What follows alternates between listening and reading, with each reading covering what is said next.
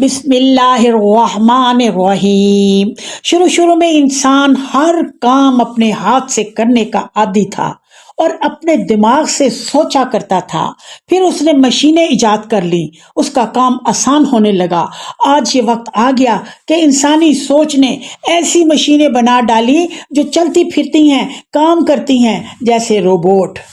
سوچ کی رفتار ذرا تیز ہوئی، انہی مشینوں نے ہمارے ہر قسم کے مسائل کا حل بتانا شروع کر دیا، جسے ہم آرٹیفیشل انٹیلیجنس AI یا مصنوعی ذہانت کہتے ہیں، جیسے چیٹ GPT۔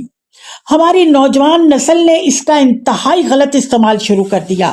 کچھ نے AI کے ذریعے ایسی فیک اور غیر اخلاقی ویڈیوز بنائی کہ اصل کا گمان ہونے لگا، اور کچھ نادانوں نے اپنی سٹڈیز کو AI کا محتاج کر لیا، گویا کہ ان کے دماغ مفلوج، سوچنے اور سوال کرنے کی صلاحیت زنگ آلود، کھوج اور تلاش کا فقدان ہو گیا۔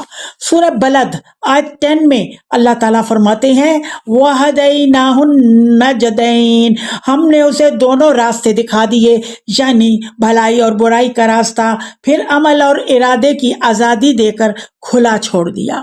در حقیقت AI تو ایک ٹول ہے، اس کا کوئی قصور نہیں۔ اس کے پیچھے جو انسانی دماغ کار فرما ہے نا، وہ نفع بخش نقصان دہ ہو سکتا ہے۔ اگر آپ متفق ہوں تو کمنٹ میں یس لکھ دیجئے۔